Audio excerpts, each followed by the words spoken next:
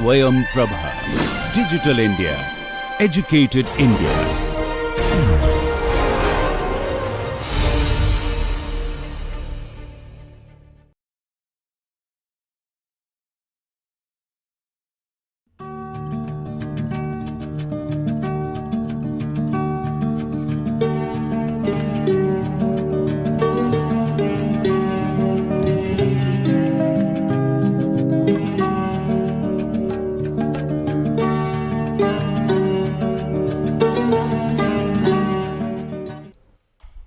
So, we are in the last lecture of this module, module 4, and this was on concrete. We had extensively discussed the making of concrete, and from there we have got into the individual constituents of concrete. So, we had seen fine aggregate, mostly sand, and then we also exposed you to the other items, coarse aggregate, mostly stone, and also the other items as alternative, and finally it was cement where we ended our previous lecture. And when we discussed cement, we had discussed the water cement ratio at some point. It was mostly used for the hydration process. The water is used for the hydration process. So, we have not touched upon water, we have not touched upon plasticizers and admixtures which may be used as and when required.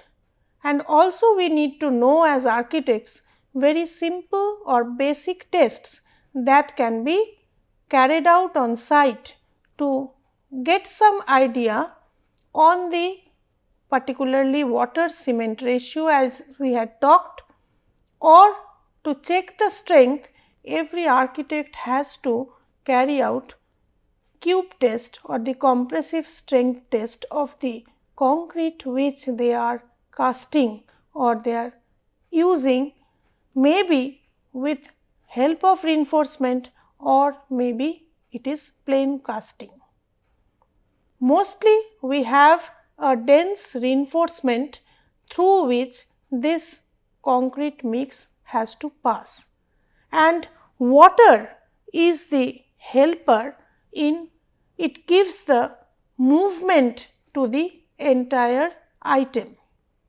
So, if we mix more of water, the entire thing will pass very easily. But is it so easy? Cement will get enough of water to get hydrated. So, we can keep on adding water? No. So, we have to stick to a particular water cement ratio, and why we will come to that. And we will also see the tests of concrete, go to plasticizers and admixtures and finish this module. So, what is water cement ratio? It is very simple, one can understand. It is the ratio of the water and the cement in a mix of concrete. Significance: it is responsible for the porosity of the hardened cement paste. If you remember the gel space ratio, it will increase if you add more of water. So, water will affect the strength of concrete because the intrinsic strength of concrete is within the gel. So, some values are also there which I am not elaborating, but actually this gel gives the strength to the cement, and obviously that is reflected on the strength of concrete. So, strength of fully compacted concrete is inversely proportional to the water cement ratio. So, should we go for very low water? So, can we target very low amount of water? Yes. Ideally, if we can go to a water cement ratio of 0.38 as you can see in this picture, 0.36 as you can see in this picture, is this red line can go and meet the y axis somewhere at around 60 almost 100 Newton per millimeter square. MPa is in Newton per millimeter square. You can actually pull this graph. But practically what will happen, the concrete will be very hard. Hard means it cannot move through the reinforcement, as I have told, and this also you can only work in a controlled environment.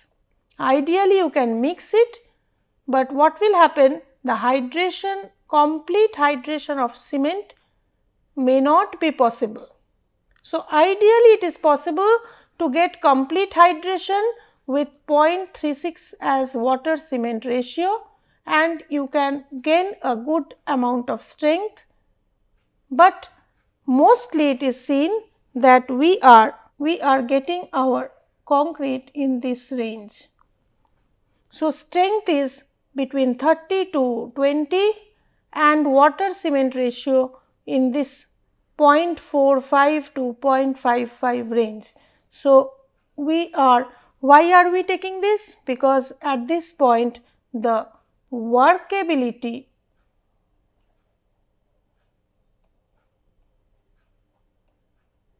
is very easy. Workability means the movement of the item, no segregation of the items, because those are very important. You cannot add water beyond a certain level, neither can you add water below a certain level. You can achieve ideally at 0.35 the entire hydration, water for hydration, and you can go for higher side also, but segregation may lead to reduction of strength. So, you can see the curve gradually falls when it is actually crossing a limit. So, water cement ratio is a vital point to be remembered and followed when we are going for any kind of concrete structure. So, any amount of water cannot be poured into the mixing when the concrete is being mixed, either it is ready mix, or it is coming in, or it is manually mixed, or it is mixed in a rotator. Strength of concrete at any water cement ratio is the function of the degree of hydration, as I told you. So, if it is not completely hydrated, so there is not enough water, then the strength gain is not happening. It is also dependent on the temperature at which the hydration is taking place, because the temperature is important, because the heat is liberated out of the process of hydration.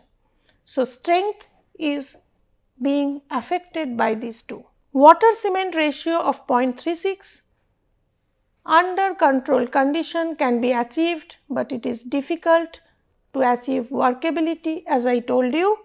And if water cement ratio is say 0.6, the increase in volume of the hydrated product will not be able to occupy the space filled by water, pores will be formed, strength will gradually decrease.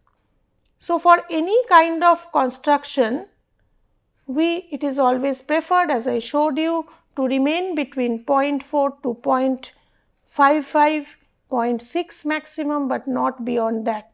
And gradually, remember, higher the amount of water, lesser is the strength. You are reducing the strength. So, coming to workability. Workability, as I told you, the entire mass of concrete has to move through the dense reinforcement or network of reinforcements. It may be dense at some places like the beams or the columns, it may not be that dense in the slab areas, but yes, it has to move through. So, the ease of working or the flow of concrete will depend on the water cement ratio, size of the aggregates, that was also mentioned when we talked of the clear cover. Size will also be affected by the shape of the aggregate, surface texture, that is the shape with the number of surfaces it has and also the proportion in which the basic three ingredients, that is the cement, sand and coarse aggregate, are being mixed is also affecting the workability. But first of all, it is the water cement ratio.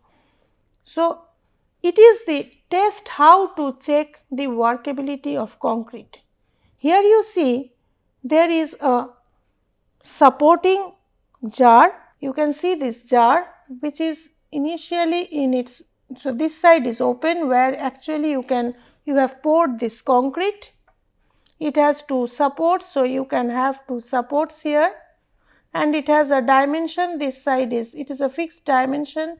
This is 8 inch, this is 4 inch and the whole thing is 12 inch. So, that is 1 feet in height. Now, once you have filled it with concrete, unset concrete mix, you have put in, and then you can see you have inverted it in the picture. So, this is now lifted out. So, with these two supports you can actually take out the can or the container. Being of specific height, you know what is the height and you allow it to stand for some time. So, it is unsupported concrete which is standing for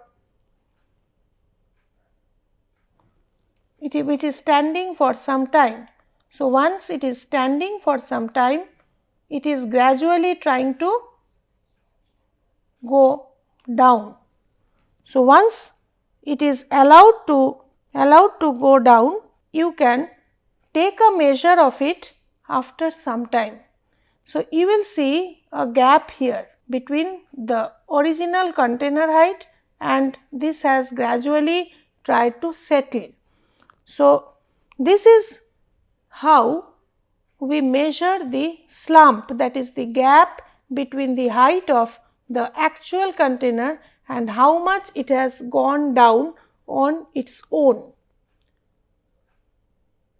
That has happened actually or mostly because of the water in it or the proportion of water in it. Yes, it is not only the water, but all other ingredients are playing the role, but however, it is mostly responsible for water. And if we go for general casting, we have to look into the value which is 2 inch to 4 inch, that is 50 millimeter to 100 millimeter of slump, where the water cement ratio will be within 0.55, which was our desired value. So, this unsupported concrete sink in height, which is known as the slump, is a measure of the water cement ratio. This is a site check. You can check what quality of concrete is going for the construction. This is very important because if you are having more amount of water, whatever be the quality of other ingredients, the strength gain won't be happening, and also there is a fear of segregation. Now, if you have excess of water, that is called water gain. Excess of unreacted water sometimes comes out, and sedimentation of the materials do happen, as I told you, if you have more amount of water, because hydration will take its amount of water.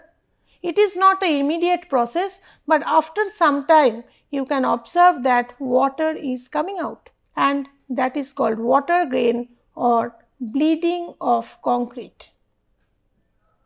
Unset concrete is also sometimes called as green concrete. So, this slump test gives you a clue of the water cement ratio, and which also gives you an indication that yes, the strength would be of this order. Now, coming to the cube test. This is always done on site before on the day of casting. You can see some cubes here, where actually with the help of a tamping rod they have been compacted and the items are left with the material which is being cast on the day, which is a large scale casting. So, you have taken samples for testing. Now, what to do? On the next day you can demold it, those are inside molds. These molds are of 3-inch mold, 4-inch mold, 6-inch mold, it can be circular mold. These are usually cube like, circular is obviously cylindrical, and at least 6 to 12 such cubes are taken. Next day onwards they are immersed in water so that they can get hydrated, they can have maintain the moist condition, and they are, after 7 days they are tested under a machine which is called the universal testing machine. You can see one sample put here, and it will be subjected to a compressive load and it will actually rupture at a certain point, and that is noted down. Some of the cubes are tested for 28-day test strength, and it is seen that strength of concrete is achieved up to 50% in 3 to 7 days.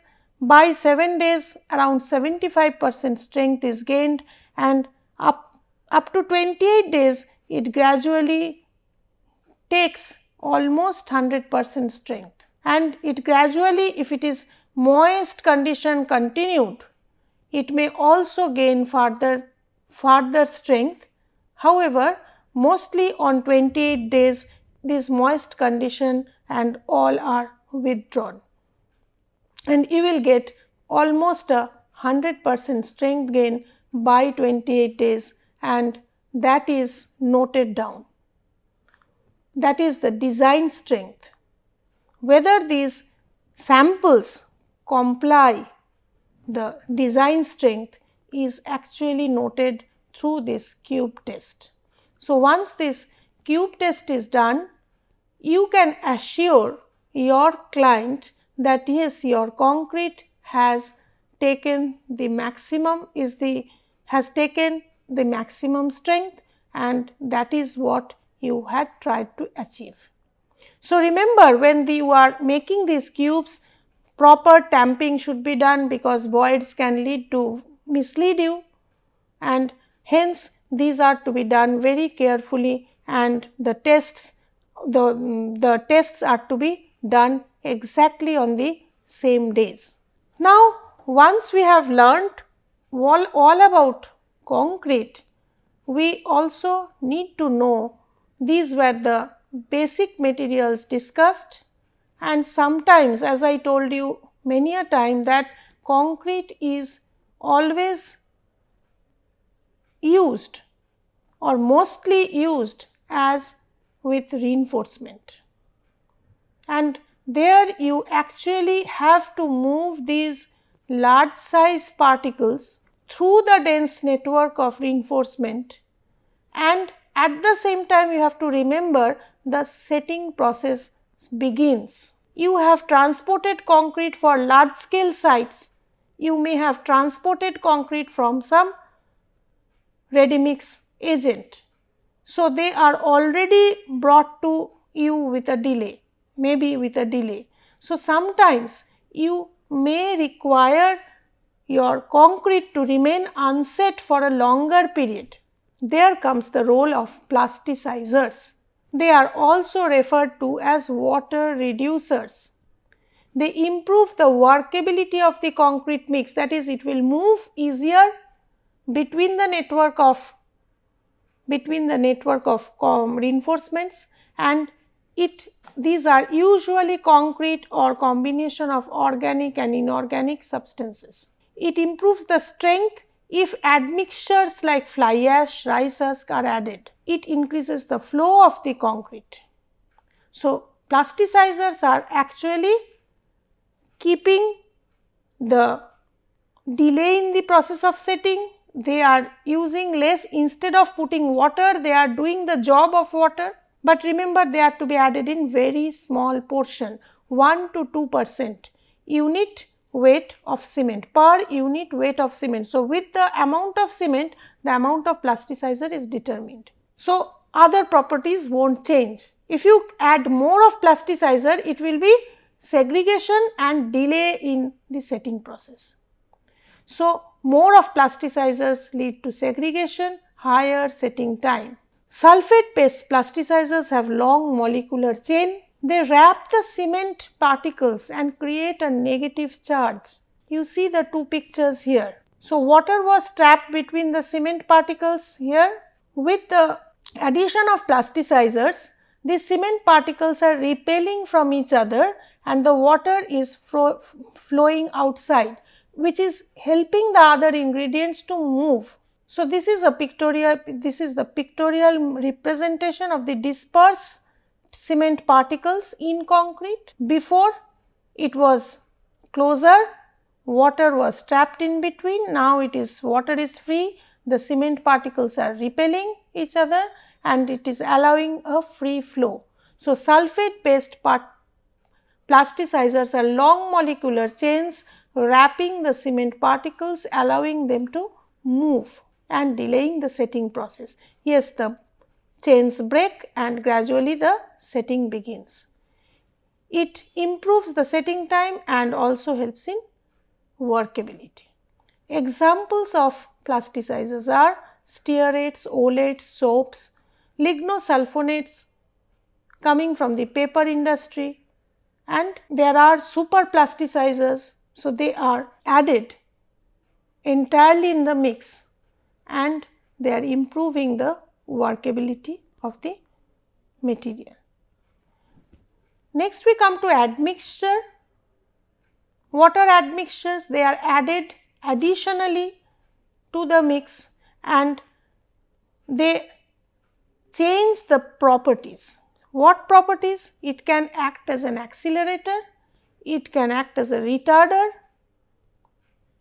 or else it can be used as a cost reducer, weight reducer, giving insulation properties. But mostly if you see, they are accelerators of the process of hydration or heat evolution or the setting time, even the workability, dispersion of particles. So, these admixtures help in the process of concrete formation. They can air entrain, bring in air particles inside. They can be coloring agents, as you see, red oxide, chromium oxide. They can be reducers, cost reducers, weight reducers like fly ash, like rice ash, eggshell dust. But what are they? They are all silicates, silicon dioxide. They have 80 to 90% silicon dioxide. Eggshell dust has calcium oxide. So, all these finally help in the process of hydration, process of setting, and obviously they are used whenever they are required or recommended. So, coming to the conclusion of this module, we had tried to learn concrete as a whole. It is a versatile material and it is a monolithic item. You can have a continuous casting of it without any gap, without any joinery. Yes, but it is very difficult to correct it. Once it is done, you cannot change it, which could be done in case of a brickwork or in a case of a stonework. Here you cannot break it entirely. It can be used as mortar without the coarse aggregates, as a binder of materials, or mortar can be used as plastering item. By changing the composition of different types of concrete, different types of concrete can be made. Codes are to be followed when there is a construction and we are going to try to achieve a particular strength in it. So, codes are always there for us, but as an architect you need to emphasize on the versatility, and you also need to know that what type of construction, where it is to be made, what is the availability, what is the role of each of the ingredients. As architects, if you know these, then you can always take up challenges in using concrete as a compressive material and also a compressive and tensile material with reinforcement in it. Thank you.